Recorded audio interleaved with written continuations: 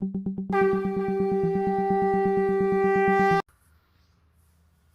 पुरुषोत्तमम। आलोचना प्रसंग भाग 2 से 16 दिसंबर सन 1941 की श्री ठाकुर जी से वार्तालाप। उमादा बागची श्री ठाकुर जी से पूछते हैं कि आत्मरक्षा की बुद्धि तो सबों में रहती है, फिर भी चेतन आचरण का अभाव क्यों होता है।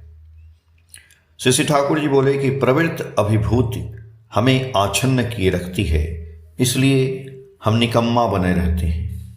निहायत जब सत्ता विपन्न होती है तब होश होता है, किंतु पहले से ख्याल नहीं रहता। बार बार संकट में पड़ते हैं, फिर भी सीखते नहीं हैं। कहने का सार यह है कि यदि इष्ट और पारिपार्श्विक की रक्षा की प्रवृत्ति यदि प्रबल नहीं हो तो सिर्फ आत्मरक्षा की प्रवृत्ति ही मनुष्य के सत्ता संरक्षण में खूब अधिक सहायता नहीं पहुंचा सकती है।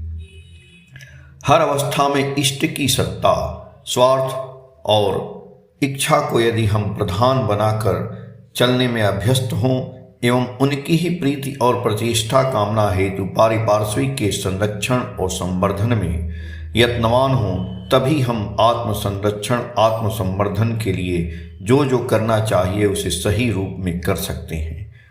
उसके पहले तक प्रवृत्ति ही हमें घेरे रहती है। हमारा चलन पथ हमारी आंखों के सामने सही रूप में दिखाई नहीं पड़ता है।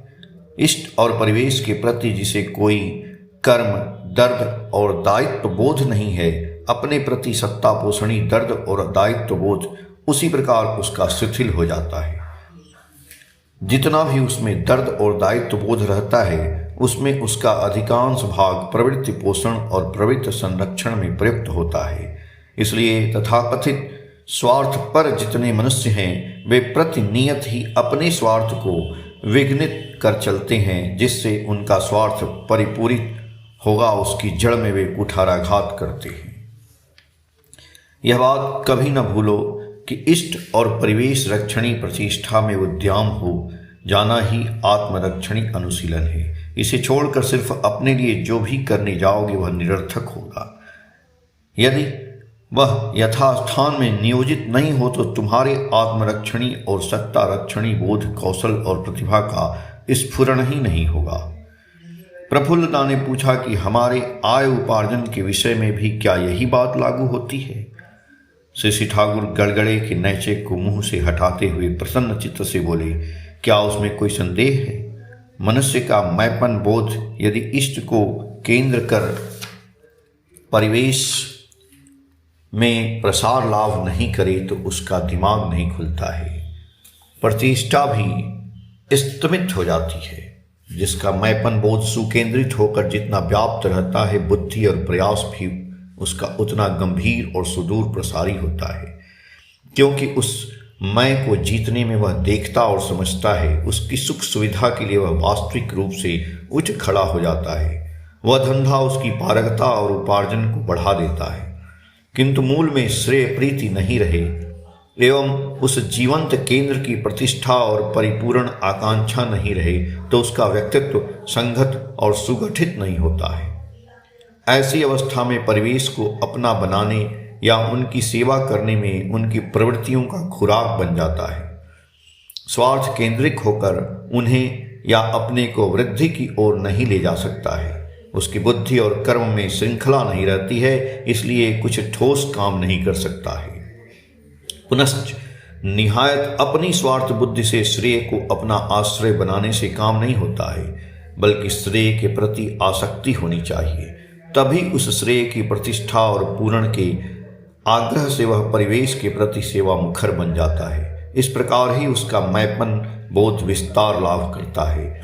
उस समय वह आलसी बना नहीं रहता, अकर्मण्य नहीं रहता है। आंतरिक बढ़ावा पाकर वह उपचयी और कर्मठ बन जाता है और उस कर्म के जरिए उसे प्राप्ति भी प्रचुर होती है।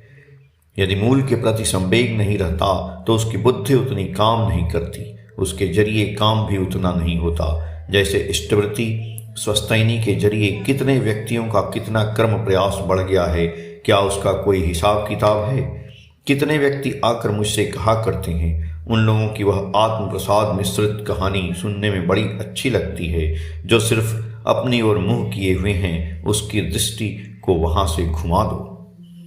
अपने पेट की चिंता या अभाव की चिंता किसी को कभी महान नहीं बना सकती।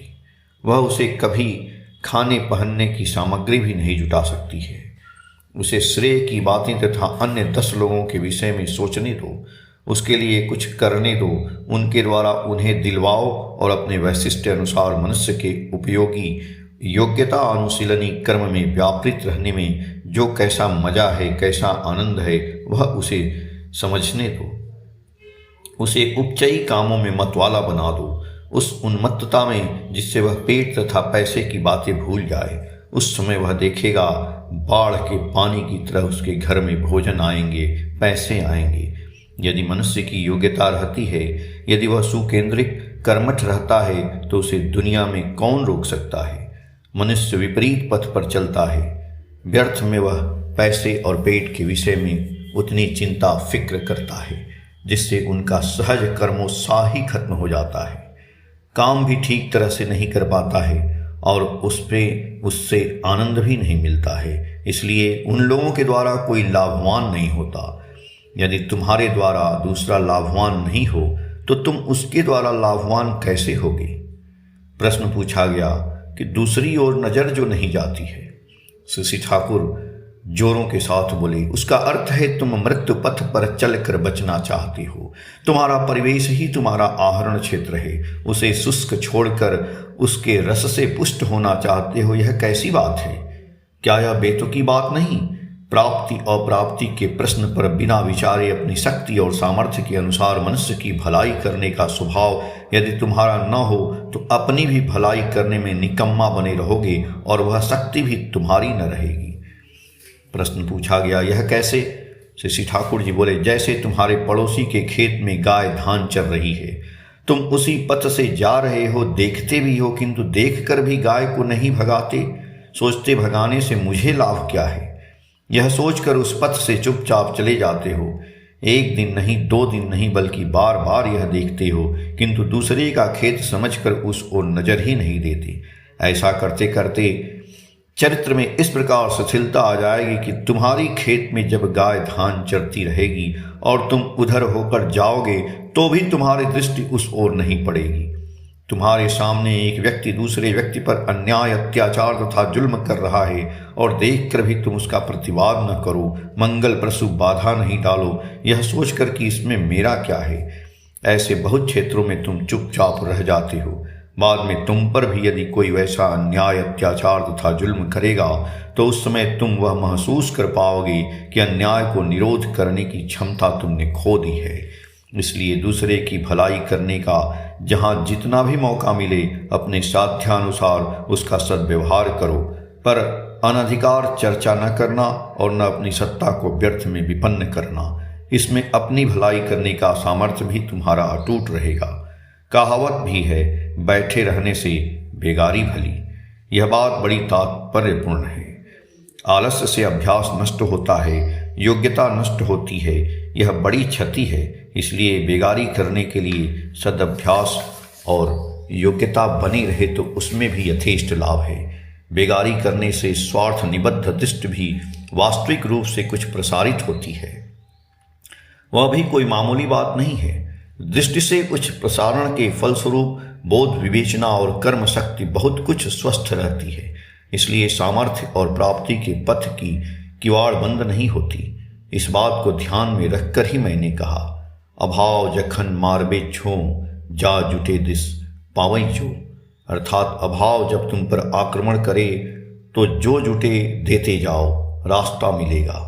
अभाव में मनुष्य केवल अपनी प्राप्ति के विषय में सोचता है। वह एक भंवर के समान है, उससे जब तक नहीं निकलता है तब तक अभाव दूर नहीं होता।